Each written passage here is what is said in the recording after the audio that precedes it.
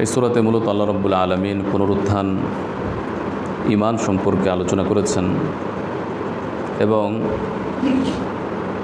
নবী ও রাসূলের আনুগত্য এবং যারা রাসূলের বিরুদ্ধাচারণ করেছে, রাসূলের অবাধ্য হয়েছে, অস্বীকার করেছে, তাদের পরিণতি সম্পর্কে আলোচনা করা হয়েছে এবং পাশাপাশি কিয়ামতের ময়দানে, হাসরের ময়দানে মানুষের আমলের পরিণতি কী হবে এই সম্পর্কে আলোচনা এসেছে। আল্লাহ সুবহানাহু ওয়া তাআলা ইরশাদ করেন, ক্বাফ ওয়াল কুরআনিল মাজিদ, কুরআনুল মাজিদ সম্মানিত কুরআনের কসম, অবশ্যই পুনরুত্থান হবে, কিয়ামত সংগঠিত হবে, হাসরের ময়দান কায়েম হবে। এই বিষয়টি সতর্ক করার জন্য আল্লাহ রাব্বুল আলামিন যুগে যুগে নবী এবং রসুল প্রেরণ করেছেন, কিন্তু মক্কার মুশরিকরা আশ্চর্য প্রকাশ করে যে তাদের মধ্য থেকেই একজন মানুষকে নবী হিসাবে প্রেরণ করা হয়েছে। এটি তারা অর্থাৎ এই মানুষকে নবী বা রসুল হিসাবে প্রেরণ করা এটি আশ্চর্যজনক, অসম্ভব তারা মনে করত। তাদের দাবি ছিল যদি নবী বা রসুল আসে তাহলে ফেরেশতা হবে, ফেরেশতারা নবী রসুল হয়ে আসবে, অথবা নবী রসুল আসলেও মানুষ হিসাবে যদি নবী রসুল আসে তাহলে তাদের সাথে ফেরেশতা থাকবে, তারা রাজার মতো রাজত্ব নিয়ে আসবে, তাদের শান শৌকত থাকবে অন্যরকম। আল্লাহ রাব্বুল আলামিন কুরআনুল কারীমে বিভিন্ন স্থানে সূরা বনী ইসরাঈল এবং অন্যান্য সূরাতে এই বিষয়ে আলোচনা করেছেন। আসলে প্রকৃতপক্ষে মানুষের হেদায়েতের জন্য মানুষকেই রসুল হিসেবে প্রেরণ করা প্রয়োজন, কারণ একজন মানুষ আর একজন মানুষের স্বভাব, তার বৈশিষ্ট্য ইত্যাদি বিভিন্ন বিষয় সম্পর্কে সম্যক অবগত। অন্য জাতি বা অন্য সৃষ্টি এই বিষয়টি অবগত হবে না। এজন্য ফেরেশতা বা অন্য কোনো সৃষ্টিকে নবী রসুল হিসাবে প্রেরণ না করে আল্লাহ সুবহানাহু ওয়া তাআলা যুগে যুগে মানুষদের মধ্য থেকেই নবী এবং রসুল প্রেরণ করেছেন। এটি আশ্চর্যজনক কিছু নয়, এটি স্বাভাবিক রীতিনীতি। ফাকাল আল কাফিরুনা হাযা শাইউন আজীব, কাফেররা বলে এটা তো আজীব বিষয়, আশ্চর্যজনক বিষয়। পাশাপাশি নবী করিম সাল্লাল্লাহু আলাইহি ওয়াসাল্লাম যখন পুনরুত্থান সম্পর্কে মুশরিকদেরকে অবহিত করতেন এবং এর প্রতি ঈমান আনার নির্দেশনা দিতেন, তখন এই বিষয়টিকেও তারা কল্পনাতীত মনে করত। আইদা মিতনা ওয়া কুন্না তুরাবা, তারা বলতো আমরা যখন মারা যাব এবং মাটিতে পরিণত হয়ে যাব, আমাদের অস্তিত্ব নিঃশেষ হয়ে যাবে, এরপরেও কি আমরা পুনরুত্থিত হব? যালিকা রাজউন বাঈদ, এই পুনরুত্থান তো সুদূর পরাহত, এটি সম্ভব নয়। আল্লাহ সুবহানাহু ওয়া তাআলার প্রতি উত্তরে বলেন, ক্বাদ আলিমনা মা তানকুসুল আরদু মিনহুম, আমি সব কিছু জানি, সব কিছু আমার কর্তৃত্বে রয়েছে। এমনকি কোনো মানুষ যখন মৃত্যুবরণ করে এবং জমিন তাকে ক্ষয় করে ফেলে, তার অস্তিত্বকে বিলীন করে দেয়, আমি জানি যে তার কতটুকু অংশ ক্ষয়প্রাপ্ত হলো, কতটুকু অংশ ক্ষয়প্রাপ্ত হয় নাই, জমিনের সাথে কতটুকু মিশে গিয়েছে অথবা জমিনের সাথে কতটুকু মিশে যায় নাই, সব পূর্ণাঙ্গ জ্ঞান আমার কাছে আছে। ওয়া ইনদানা কিতাবুন হাফিজ, আর আমার কাছে সংরক্ষিত কিতাব রয়েছে, লৌহে মাহফুজে সব কিছু রেকর্ড আছে। অর্থাৎ আল্লাহ রাব্বুল আলামিন নিজেই সব কিছু সম্পর্কে জানেন, তথাপি এই সকল বিষয়গুলোকে লৌহে মাহফুজে রেকর্ড করে রাখেন। এটা মানুষের জন্যই, মানুষের কাছে এই বিষয়টি যেন কোনোরূপ সন্দেহ না থাকে। অর্থাৎ আল্লাহ রাব্বুল আলামিন তিনি সব কিছু জানেন। এমনকি মানুষ যখন মৃত্যুবরণ করে এবং তাকে জমিনে দাফন করা হয় অথবা আগুনে পোড়ানো হয় অথবা কোনো প্রাণী তাকে খেয়ে ফেলে, তার অস্তিত্ব যখন নিঃশেষ হয়ে যায়, তার কতটুকু ক্ষয়প্রাপ্ত হয় কতটুকু হয় না, তার অস্তিত্ব কোথায় কোথায় মিশে যায় আল্লাহ রাব্বুল আলামিন সব সম্যক অবগত। বাল কাযযাবু বিল হাক্কি লাম্মা জাআহুম, সুতরাং আল্লাহ রাব্বুল আলামিন শুধুমাত্র নির্দেশনা দিবেন, হুকুম দিবেন, কোন হও এই কথা বলবেন, এই কথা বলার সাথে সাথেই সব কিছুর অস্তিত্ব হবে, এমনকি মানুষেরও পুনরায় অস্তিত্ব প্রকাশ পাবে এবং পুনরুত্থিত হবে। কাফের মুশরিকরা আরও আশ্চর্যজনক বিষয় মনে করত কোরআনকে, যে রসুল সাল্লাল্লাহু আলাইহি ওয়াসাল্লামের প্রতি কোরআন নাজিল করা হয়েছে, যে হক আল্লাহ তাআলা তাদের কাছে প্রেরণ করেছেন, সেই হককে, সেই সত্যবাণীকে তারা অস্বীকার করে। আল্লাহ সুবহানাহু ওয়া তাআলা পুনরুত্থানের বিষয়টি মানুষের বোধগম্য করার জন্য ইরশাদ করছেন যে তারা কি আসমানের দিকে তাকায় না? সুবিশাল আসমানকে আমি সৃষ্টি করেছি, কিভাবে আমি তা বানিয়েছি? এত বিশাল আসমান যার কোনো খুঁটি নাই। ওয়াজাইয়ান্নাহা, এই আসমানকে আমি তারকারাজি দিয়ে সুসজ্জিত করেছি। ওমা লাহা মিন ফুরুজ, এর কোনো ত্রুটি নাই, কোনো ছিদ্র নাই। তার সৌন্দর্যকে বিনষ্ট করে এমন কোনো কিছুই তোমাদের দৃষ্টিতে পড়ে না। কত সুন্দর সুশোভিত করে, নয়নাভিরাম করে আমি এই আসমানকে সৃষ্টি করেছি। জমিনের দিকে তাকিয়ে দেখো, ওয়াল আরদা মাদাদনাহা, এই জমিনকে আমি বিস্তৃত করেছি, মানুষের জন্য বসবাসের উপযোগী করেছি। এই জমিন যেন কম্পিত না হয়, সদা সর্বদা ভূকম্পন সৃষ্টি না হয়, এজন্য আমি পেরেক স্বরূপ পাহাড় স্থাপন করে দিয়েছি। ওয়া আমবাতনা ফিহা মিন কুল্লি যাওজিম বাহিজ, এবং যেন এই জমিন বসবাসের যোগ্য হয়, এজন্য আমি সকল প্রকার খাবার দাবার, শস্য, ফুল ফল, সুশোভিত বিভিন্ন ধরনের শস্য আমি, উদ্ভিদ আমি সৃষ্টি করেছি, উদ্গত করেছি, উৎপন্ন করেছি। তাবসিরাতান ওয়া যিকরা লিকুল্লি আবিদিন মুনিব, আমার এই সকল সৃষ্টির প্রতি যদি কোনো একনিষ্ঠ বান্দা সে যদি চিন্তা করে, তাহলে অবশ্যই এতে সে শিক্ষা পাবে এবং দলিল খুঁজে পাবে। অর্থাৎ এই সকল বিষয় আপনা আপনি সৃষ্টি হয় নাই, সব কিছু পরিচালিত হচ্ছে সুনিয়ন্ত্রিতভাবে। মানুষের মাখলুকের যা যা প্রয়োজন আল্লাহ রাব্বুল আলামিন তার ব্যবস্থা করেন, এবং প্রত্যেকটি সৃষ্টির দিকে যদি সে তাকায় তাহলে সে দেখতে পাবে যে কিভাবে গাছপালা ইত্যাদি উদ্ভিদ আল্লাহ তাআলা উৎপন্ন করেন, আবার সেটি নিঃশেষ হয়ে যায়, আবার সেটি উৎপন্ন হয়। মৃত জমিন, সেই মৃত জমিনে আল্লাহ রাব্বুল আলামিন পানি বর্ষণ করেন, বৃষ্টির পানি, অনুর্বর জমিন উর্বর হয়ে ওঠে। আবার উর্বর জমিনকে আল্লাহ রাব্বুল আলামিন অনুর্বর করে তোলেন। এর মধ্যেই রয়েছে পুনরুত্থানের নিদর্শন, যে আল্লাহ রাব্বুল আলামিন এই সকল বিষয় পরিচালিত করতে পারেন। সেই রব্বুল আলামিনের এই ক্ষমতা আছে যে তিনি পুনরুত্থান ঘটাবেন। ওয়া আহইয়াইনা বিহি বালদাতাম মাইতা, আমি এই বৃষ্টির পানির মাধ্যমে মৃত জমিনকে, অনুর্বর জমিনকে উর্বর করে তুলি। কাযালিকাল খুরুজ, সুতরাং এভাবে তোমাদের পুনরুত্থান হবে।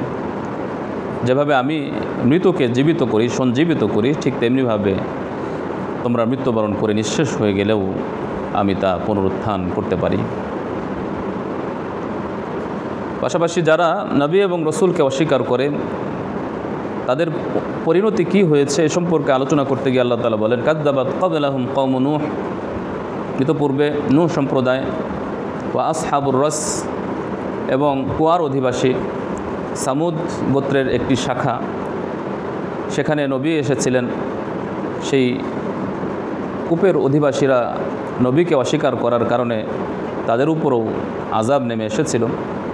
কেউ কেউ আসহাবুর রস দ্বারা উদ্দেশ্য নিয়েছেন আসহাবুল উখদুদ, অর্থাৎ গর্তের অধিবাসী, যারা গর্ত খনন করে আগুন প্রজ্বলিত করেছিল এবং যারা তাওহীদবাদী আল্লাহর প্রতি ঈমান আনয়নকারী ছিল তাদেরকে সেই আগুনে প্রজ্বলিত করে হত্যা করেছিল।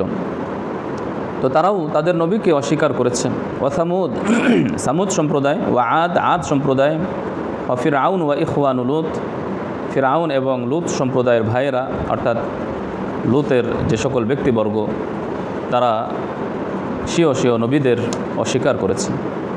বা আসহাবুল আইকা, এবং আইকার অধিবাসী। আইকা শব্দের অর্থ হলো বন, জঙ্গল, জঙ্গলের অধিবাসী, অর্থাৎ শুআয়ব আলাইহিসসালাতু ওয়াসসালামের জাতি, যারা বন জঙ্গলের আশেপাশে বসবাস করত। কওম তুব্বা, এবং তুব্বা সম্প্রদায়, অর্থাৎ ইয়ামানের হিমিয়ার গোত্রের ব্যক্তিবর্গদেরকে তুব্বা বলা হয়। তুব্বা ইয়ামানের হিমিয়ার গোত্রের রাজা বাদশাদেরকে তুব্বা বলা হয়।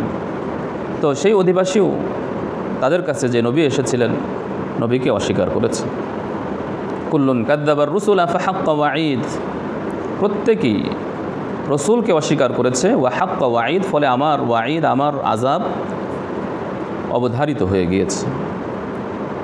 অর্থাৎ আল্লাহ রাব্বুল আলামিন মক্কার মুশরিক এবং কিয়ামত পর্যন্ত আগত মানুষদেরকে সতর্ক করছেন, বিশেষত মক্কার মুশরিকদেরকে সতর্ক করছেন যে তোমরা সকলেই যদি তোমাদের কাছে প্রেরিত যিনি বর্তমান আছেন তাকে যদি অস্বীকার করো, তাহলে পূর্ববর্তী জাতির পরিণতি তোমাদের উপর ঘটতে পারে। তাদেরকে যেভাবে সমূলে ধ্বংস করে দেওয়া হয়েছে, তোমাদেরকেও ধ্বংস করে দেওয়া হতে পারে। কিন্তু আল্লাহ রাব্বুল আলামিন নবী করিম সাল্লাল্লাহু আলাইহি ওয়াসাল্লামকে রাহমাতুল লিল আলামিন হিসাবে প্রেরণ করেছেন, এজন্য সমূলে তাদেরকে ধ্বংস করে দেওয়া হয় নাই। আর যেহেতু তাদের অনেকেই রসুলের প্রতি ঈমান আনয়ন করেছে, এজন্য আল্লাহ রাব্বুল আলামিন তাদেরকে সুযোগ দিয়েছেন। তবে এই পরিণতি যে কোনো ক্ষেত্রে, যে কারো ক্ষেত্রে সংঘটিত হতে পারে, যে নবী রসুলকে অস্বীকার করা, নবীকে অবিশ্বাস করা, অবমাননা করা, এটি আসলে ধ্বংসের নিদর্শন, যা দুনিয়াতেই ঘটেছে। আর পরকালে তো অবশ্যই চিরস্থায়ী ধ্বংস এবং মন্দ পরিণতি রয়েছে, আর তা হলো জাহান্নাম। আফা আইনা বিল খলকিল আউয়াল, যারা পুনরুত্থান সম্পর্কে অবিশ্বাস করেন, তারা কি এই কথা মনে করে যে আমি প্রথমবার সৃষ্টি করেই ক্লান্ত হয়ে গিয়েছে, আমি আর দ্বিতীয়বার সৃষ্টি করতে পারবো না? অথচ প্রথমবার সৃষ্টি করার থেকে দ্বিতীয়বার সৃষ্টি করা আরও সহজ। কিন্তু আল্লাহর কাছে প্রথম, দ্বিতীয়, তৃতীয় সব সৃষ্টি সমান। আল্লাহ রাব্বুল আলামিন প্রথমবার যেভাবে সৃষ্টি করতে পেরেছেন, দ্বিতীয়বারও সৃষ্টি করতে পারেন।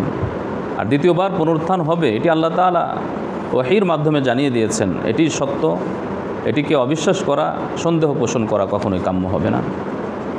ঈমানের অবিচ্ছেদ্য অংশ। বালহুম ফি লাবিসিম মিন খালকিন জাদীদ, কিন্তু তারা নতুন সৃষ্টির ব্যাপারে সন্দিহান। আল্লাহ রাব্বুল আলামিন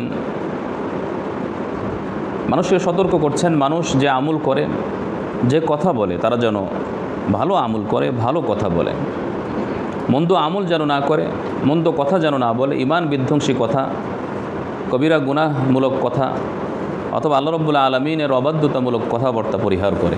আল্লাহ রাব্বুল আলামিন সতর্ক করে বলছেন, ওয়ালাকাদ খালাকনাল ইনসান, আমি মানুষকে সৃষ্টি করেছি, ওয়া না'লামু মা তুওয়াসওয়িসু বিহি নাফসুহু, আমি জানি তার অন্তর তাকে কি বলে, তার অন্তরে কি উদয় হয়, কি কুমন্ত্রণা দেয়, আমি জানি। অর্থাৎ মানুষ যা বলে, যা প্রকাশ করে, তা তো আল্লাহ তাআলা জানেনই। আর মানুষ কি কি চিন্তা করে, তার অন্তরে কোন কোন বিষয় উদয় হয়, সব আল্লাহ তাআলা জানেন। তবে হাদিসে এসেছে, মানুষ যা চিন্তা করে সেটা যদি কন্টিনিউ না করে, তাহলে সেটি গুনাহ হিসাবে ধর্তব্য হয় না। অর্থাৎ মন্দ কুচিন্তা, খারাপ খারাপ ধারণা, এগুলো যদি কন্টিনিউ সে করতেই থাকে, তাহলে এটি গুনাহ হিসাবে বিবেচিত। আর যদি কোনো সময় মন্দ কোনো কিছু উদয় হয়, সে আবার পরিহার করে, তাহলে সেটি গুনাহ হিসেবে ধর্তব্য হয় না।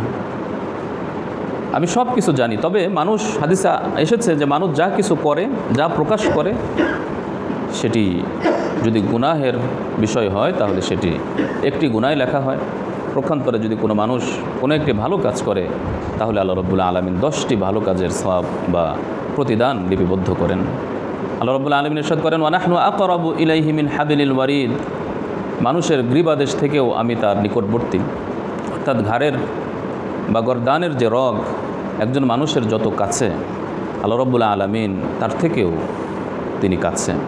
অর্থাৎ আল্লাহ রাব্বুল আলামিন মানুষকে সম্পূর্ণরূপে নিজের আয়ত্তে রেখেছেন। নিজ কর্তৃত্ব এবং আয়ত্তের বাহিরে মানুষ নয়, কোনো মাখলুক নয়। ইদিয়া তালাক্কাল মুতালাক্কিয়ান, পাশাপাশি আল্লাহ রাব্বুল আলামিন সতর্ক করছেন ফেরেশতাদের বিষয়টি উল্লেখ করে, যে দুজন ফেরেশতা ডানে এবং বামে সদা প্রস্তুত, সদা উপস্থিত, তারা বান্দার আমল লিপিবদ্ধ করছে। তারা বান্দার কাজকর্ম কথাবার্তা গ্রহণ করছে। অর্থাৎ মানুষের দুজন ফেরেশতা রয়েছে ডানে বামে, তারা সদা সর্বদা মানুষের আমল লিপিবদ্ধ করে এবং মানুষের কথা, তার কর্ম ইত্যাদি লিপিবদ্ধ করে। মা ইয়ালফিজু মিন কওল, মানুষ যা কিছু উচ্চারণ করে, ইল্লা লাদাইহি রাকিবুন আতীদ, কিন্তু সেই বিষয়গুলো সংরক্ষণ করে একজন প্রহরী, অর্থাৎ ফেরেশতারা সেটিকে লিপিবদ্ধ করেন। আসলে আল্লাহ রাব্বুল আলামিন মানুষের আমল লিপিবদ্ধ করার জন্য ফেরেশতা নিয়োজিত করে রেখেছেন, যদিও এটার প্রয়োজন ছিল না, কিন্তু মানুষ যেন অস্বীকার না করে। কারণ মানুষ ভুলে যাওয়ার প্রবণতা আছে মানুষের, এবং অস্বীকার করার মতো মানসিকতা মানুষের আছে। এজন্য মানুষ যেন অস্বীকার না করে আল্লাহ রাব্বুল আলামিন রেকর্ড হিসেবে সেই আমলগুলোকে লিপিবদ্ধ করেন ফেরেশতাদের মাধ্যমে, আমল নামার মাধ্যমে। পরকালে কিয়ামতের ময়দানে যদি কোনো মানুষ অস্বীকার করে, সেই রেকর্ড প্রকাশ করা হবে, কেউ অস্বীকার করার সুযোগ পাবে না। পাশাপাশি আল্লাহ রাব্বুল আলামিন কিয়ামতের ময়দানের পুনরুত্থানের সময় কেমন হবে, মৃত্যুর সময় মানুষের অবস্থা কেমন হবে, এ সম্পর্কে আলোচনা এসেছে। মৃত্যু যখন আসবে এটি সুনিশ্চিত, এটি শাশ্বত বিষয়, অস্বীকার করার কোনো সুযোগ নাই, প্রত্যেককে মৃত্যুবরণ করতে হবে। অনুফিখা ফিস-সূর, এবং এক পর্যায়ে সিংহায় ফুৎকার দেওয়া হবে এবং বলা হবে যালিকা ইয়াউমুল ওয়াঈদ, এটি হলো প্রতিশ্রুত দিবস। তোমাদেরকে যে দিবসের ওয়াদা দেওয়া হয়েছিল যে পুনরুত্থান হবে, হাশরের ময়দান কায়েম হবে, আমল নামা তোমাদের সামনে উপস্থিত করা হবে, যেই প্রতিশ্রুতি দেওয়া হয়েছিল, এটি হলো সেই প্রতিশ্রুত দিবস। ওয়াজাআত কুল্লু নাফসিন মাআহা সাইক, এবং কিয়ামতের ময়দানে যখন মানুষ হাশরের ময়দানে উপস্থিত হবে, কিয়ামতের ময়দানে যখন সকলে উপস্থিত হবে, তার সাথে দুজন ফেরেশতা নিয়োজিত থাকবে। মাআহা সাইক, একজন হবে পরিচালনাকারী, চালক, সেই ফেরেশতা মানুষকে হাঁকিয়ে নিয়ে যাবে। ও শাহিদ, আরেকজন সাক্ষীদাতা, অর্থাৎ হতে পারে সেই দুইজন ফেরেশতা, যে দুইজন ফেরেশতা দুনিয়াতে প্রত্যেকের সাথে নিয়োজিত করে দেওয়া হয়েছিল, সেই দুইজন ফেরেশতাই মৃত্যুর পর যখন হাশরের ময়দানে উপস্থিত করা হবে, একজন হাঁকিয়ে হাঁকিয়ে নিয়ে যাবে যে অমুক জায়গায় চলো, আর একজন তার সাক্ষী হিসাবে উপস্থিত থাকবে, সে প্রকাশ করে দেবে সে কি আমল করেছে, কি আমল করে নাই। লাকাদ কুনতা ফি গাফলাতিন মিন হাযা, এবং বলা হবে তুমি তো এই দিবস সম্পর্কে উদাসীন ছিলে, গাফেল ছিলে। ফাকাশাফনা আনকা গিতাআক, এখন তোমার চোখ থেকে তোমার পর্দা সরে গিয়েছে, আমি তোমার থেকে পর্দা সরিয়ে দিয়েছি।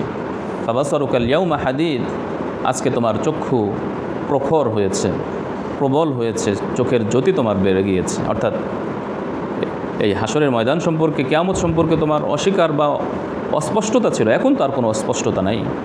এখন যেন চোখের দৃষ্টি প্রখর হলে যেভাবে দেখতে পাও, সরাসরি দেখতে পাচ্ছ, হাশরের ময়দানকে চাক্ষুষ দেখতে পাচ্ছ। এভাবে আল্লাহ রাব্বুল আলামিন হাশরের ময়দানে ব্যক্তিকে উপস্থিত করা হবে, তার আমল নামার যাচাই বাছাই করা হবে। যাদের আমল নামা ভালো হবে, ঈমান এবং আমলে সমৃদ্ধ হবে, তারা হবে সফল কাম, সুখী, জান্নাতি। পক্ষান্তরে যারা হবে মন্দ আমলকারী, ঈমান এবং আমল থেকে যারা হবে বঞ্চিত, তাদের অবস্থা হবে অত্যন্ত শোচনীয়, তাদেরকে জাহান্নামে নিক্ষেপ করা হবে। আল্লাহ সুবহানাহু ওয়া তাআলা আমাদের সকলকে নিখাদ ঈমান রেখে আমল করে আল্লাহর সন্তুষ্টি অর্জন করার তৌফিক দান করুন, আমিন।